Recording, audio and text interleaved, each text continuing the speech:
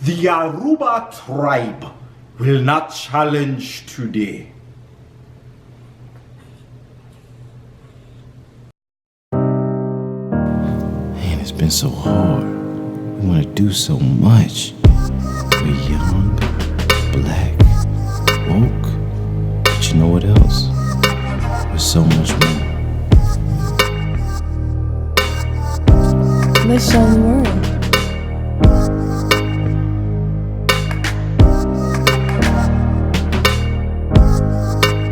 So, back to the Yoruba. So, the Yoruba have a rich history. A lot of people like Derek Lang, the researcher I told y'all about, you can search him.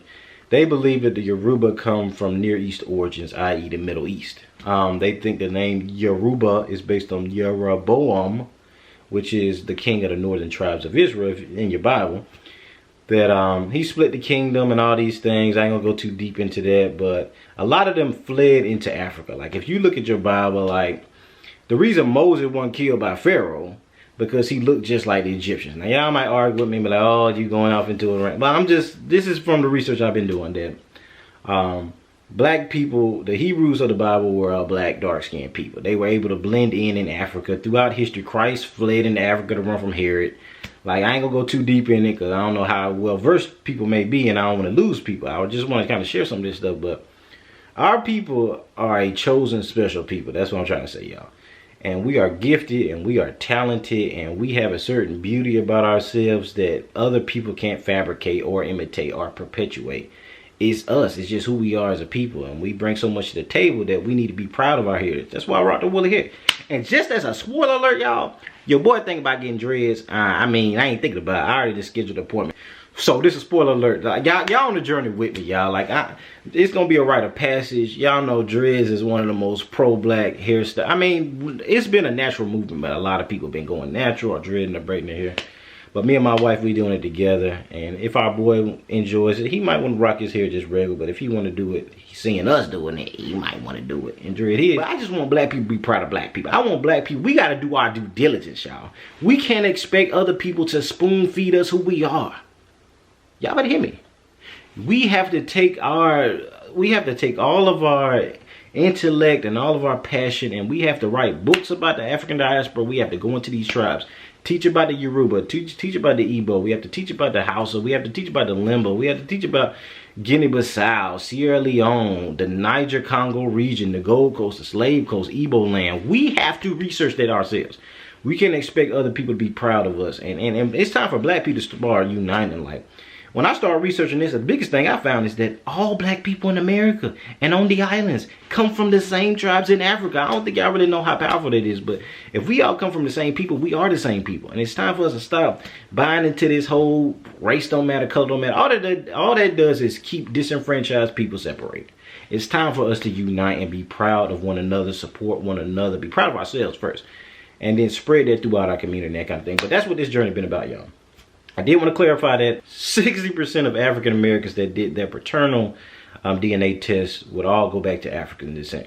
And 92% to be exact, 92% of people that are black people that did their maternal DNA tests will go back to Africa. It's a higher percentage because most black women are black. I mean, but not all black men have black origin because they might look dark skinned, but their forefathers might have been the product of Europeans sleeping with a black slave. So I did want to clarify that. And that Middle East connection with Africa, like, to be honest, the Middle East is a political term that just arose back during the Bible. Like, if you look at indigenous people in Palestine and in Africa and in the Middle East, they all look about the same. They're dark-skinned, woolly-haired people. A lot of the mixed people that you see today is from, you know, different people mixing with other people and that kind of thing. But in ancient times, most people was a dark-skinned people. So the connection between that Middle East, which is really on the same tectonic plate as Africa. Somebody commented on the last video and said it. Middle East is a political term, it's a European borders term. And that is true because it's really Northeast Africa if you do your research. They are on the same tectonic plate. So this is why you see people like Joseph in the Bible went into Egypt during the time of the famine. Christ fled into Egypt. Like, it's a lot of research when you read your Bible and you study the History Channel and stuff where you see that those people intermingled all the time. So they look about the same. So with that being said, you know, the ancient Israelites were black people. So when you do your research into the tribes that were rejected by other tribes in Africa, you'll see that the majority of them had Middle Eastern or a foreign origin that the natives understood. They knew that they was not originally from that area.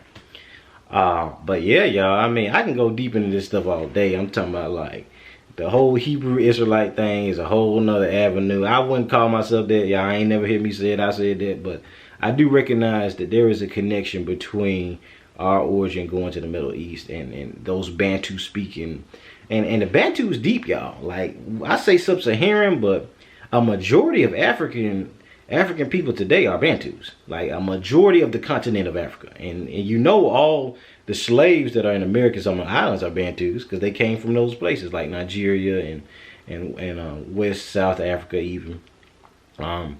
So the majority of the continent itself is Bantu people. Yoruba, is Igbo. These are big groups. Liberia, they even Bantus, I'm talking about even in Ethiopia, places where you wouldn't really think that there are. But yeah, y'all, our history is deep. Like, but y'all comment down below if you come from any of these tribes I mentioned: Igbo, Yoruba, Sierra Leone, Guinea-Bissau, Ghana, the Akan tribe. It's so many that I've been researching, and I hope I ain't leaving. But West African or sub-Saharan black people is a deep subject with a rich history, and it's a chosen people by the Most High himself. That's why our people have excelled so much the way we have, even in captivity.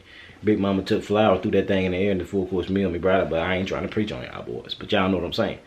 But yeah, y'all, I just want to follow up and just thank y'all for the love on all that.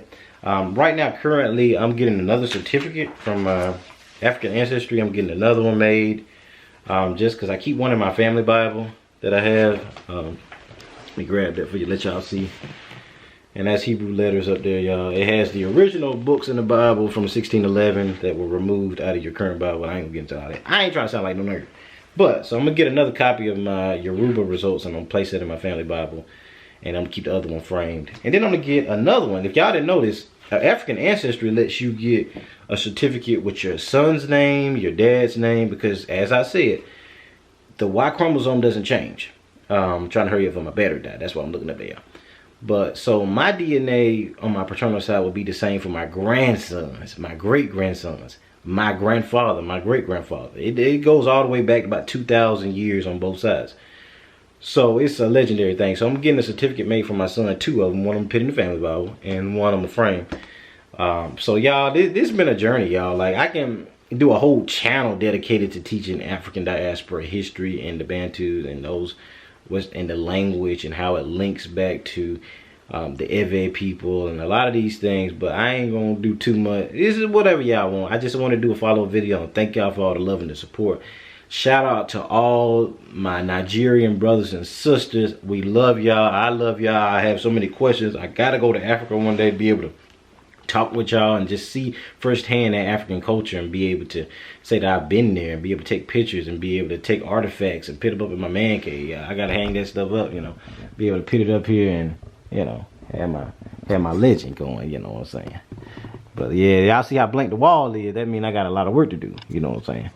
So yeah, y'all, but I just want to thank y'all for all the love and the support, and I just want to clarify those couple of points. And but yeah, whatever y'all want, if y'all want me to explain something a little bit more or go in a little bit more detail, just let me know. But just to keep my battery from the die, so y'all, this your boy JB Zion on BZ Dynasty, the man, the myth, the legend, the man with the plan, the man with the world in the palm of his hand. And peace out, love y'all. Let's get it. Happy.